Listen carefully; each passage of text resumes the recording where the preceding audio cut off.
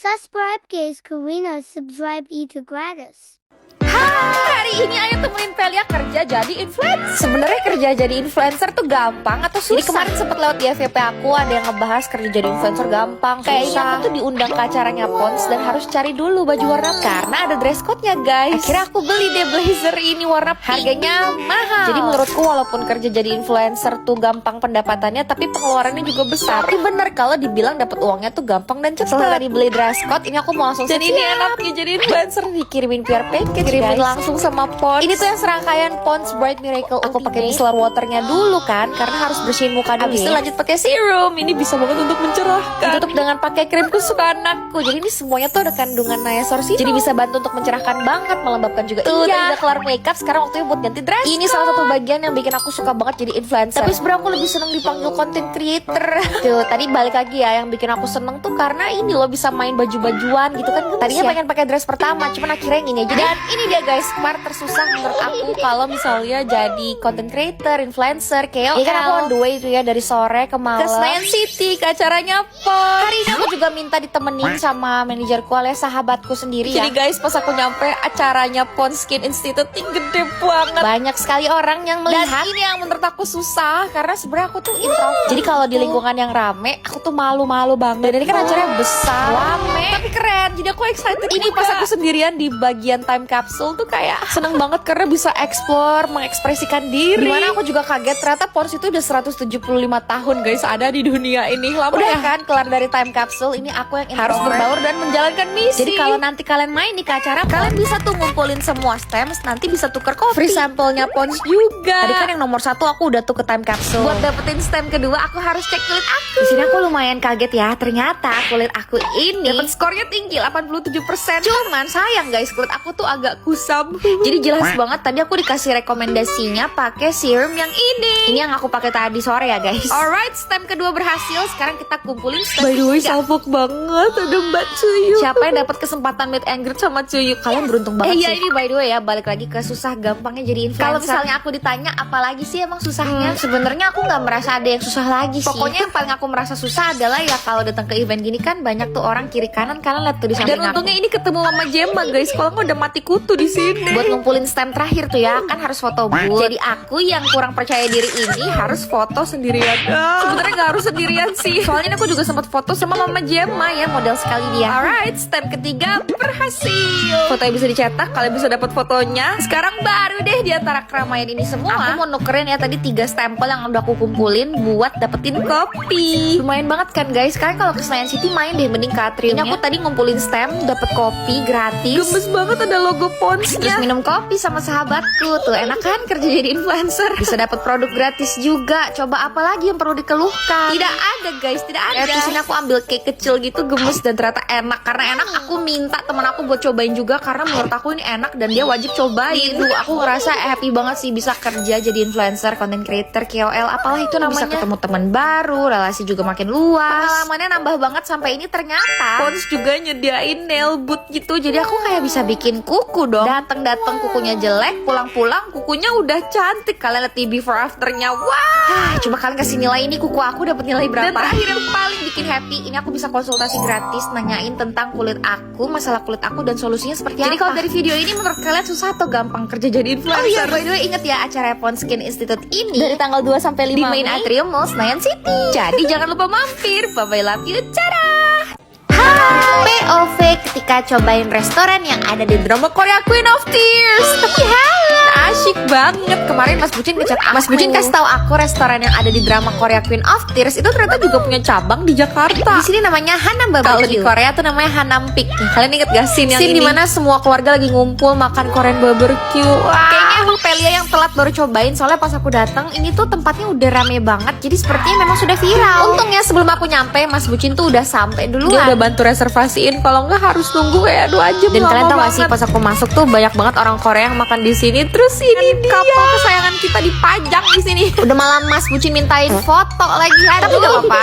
Aku ngerasa Mas Bucin tuh sekarang udah semakin tidak punya malu ya guys. Oh iya, kalian juga harus tahu si Hanam Barbecue ini juga ada di drama Korea Hospital Playlist. Nah ini menu-menu yang Velia sama Mas Bucin pesan. Ada samgyeopsal, kimchi jjigae, kiranjin, sama ada japchae. japchae. Pertama-tama ini kita cobain dulu japchae. Tadinya aku pengen cobain dagingnya dulu, cuman aku lagi nunggu antrian buat dimasakin sama kakaknya. Jadi kita makan japchae dulu ya. Aku pribadi japchae-nya enak, cuman bukan yang enak banget. Wangi-wangi smoky dagingnya tuh berasa, cuman sayangnya kayak kurang asin, entah mengapa. Kurang asin, kurang manis. Cuman tetap enak, kayak pengen gitu ngabisin japchae-nya. Inilah japchae-nya aku kasih 8/10. Oke, lanjut berikutnya. Sekarang mau cobain daging. Oh ya, by the way, bancanya nggak terlalu banyak ya. Jadi cuman kayak kimchi, selada, sayur-sayuran gitu. Lihat tuh Mas Bucin, dia sangat menikmati daging yang sedang dipanggang. By the way, ini samgyeopsal tuh daging ngok-ngok ya guys. Terus aku lumayan kaget ternyata kimchi di sini tuh kayak dipanggang gitu. Sebelumnya aku cobain dulu nih yang nggak dipanggang. Ternyata bumbunya enak. Aku suka soalnya bukan yang kayak asem banget gitu kimchi. Nggak terlalu yang manis juga. Nilainya 8/10. Nah terus pas aku cobain kimchi yang sudah dipanggang, jujur rasanya tuh jadi kayak mirip sama kol goreng. Wangi-wangi kol digoreng gitu, paham kan? Tapi tetap ada rasa asem-asem manisnya gitu. Enak, aku suka apalagi pas dimakan sama samgyeopsalnya. Dicuciin ke bumbu, dipakein selada. Menurut aku ini dagingnya enak banget guys. 10/10. Dia tidak bau, juicy,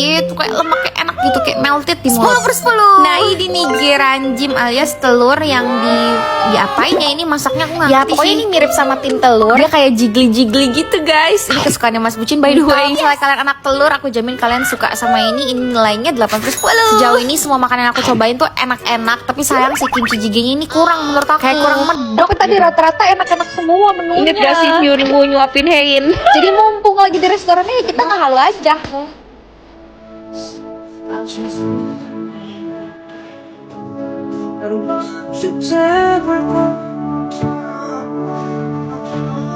Pokoknya guys, menurut aku ini overall worth it. Kalian boleh cobain kesini kalau nggak nunggunya 2 jam. Ini total Pelia sama Mas Bucin. Jadi kalian mau cobain ya. Bye-bye, love you, caca.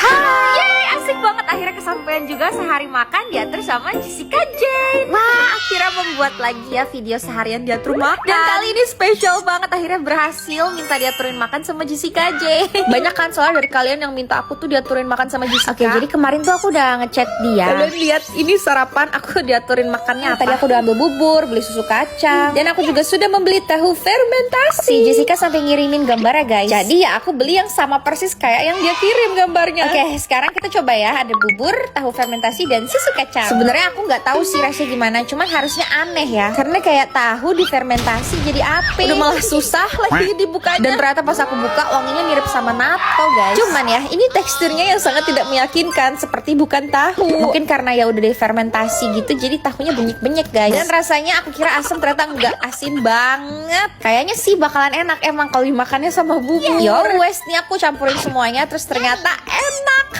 Aku cukup tidak menyangka guys kalau ternyata rasanya enak. Cuman kalau kebanyakan tuh bakalan asin gitu loh, kayak nyenget. Aku pribadi suka sih makan tahu fermentasi dipakein sama bubur. Kalian pernah cobain makan tahu fermentasi pakai apa lagi selain bubur? Ini aku kasih nilai 8/10. Lanjut, kita tutup dengan susu kacang. Ini aku minumnya susu kacang Viso. Enak banget guys ini tuh. 9/10 kan wajib cobain. Cuman sepertinya yang Jessica suruh tuh harusnya yang susu kacang kedelai yang di plastik itu loh. Ya udah, ini sarapannya udah kelar. Kalian harus lihat nanti ya makan siangnya apa. 3, 2, 1 dan ya makan siangnya nasi padang pakai otak sapi. Kata Jessica otak sapi tuh enak kalau nggak amis. Jadi aku belinya yang aman-aman aja di pagi sore. Dari wangi gulainya sih enak. Cuman aku sangat tidak bisa guys makan yang jeroan-jeroan begini, apalagi otak. Coba deh kebayang gak sih makan otak sapi, otak dimakan guys. Otak yang buat mikir, sapi kan bisa mikir kan, nih otaknya dimakan. Kalau dilihat teksturnya kayak kulit gitu ya. Tapi tetap saya tidak sanggup. Cuman aku harus memberanikan diri. Ini pertama kalinya aku makan otak sapi yang ternyata tidak ada rasanya. Ya kayak makan kulit lemak gitu deh. Tapi pas aku coba makan sama nasi, aku nggak kuat ngebayanginnya, kayak nggak tahu, terus kebayang ini tuh otak, ini tuh otak. Aku sangat amat tidak sanggup guys, maaf sekali. Terus kebetulan banget kan ini udah Mas Budi juga nggak pernah cobain. Terus pas dia cobain, iya sih rasanya sebenarnya biasa aja, cuman kepikiran aja gitu ini otak. Nggak bisa, maaf banget, tapi sebenarnya oke, cuman nggak bisa ya 7/10 deh ya. Bisa kok, bisa enak sebenarnya. Ya itu tadi akhirnya aku lanjutin abisin nasinya. Dan buat malam hari si Jessica, aku kaget banget sih sebenarnya. Dia minta aku makan nasi putih pakai natto, terus biar enak minumnya jus buah.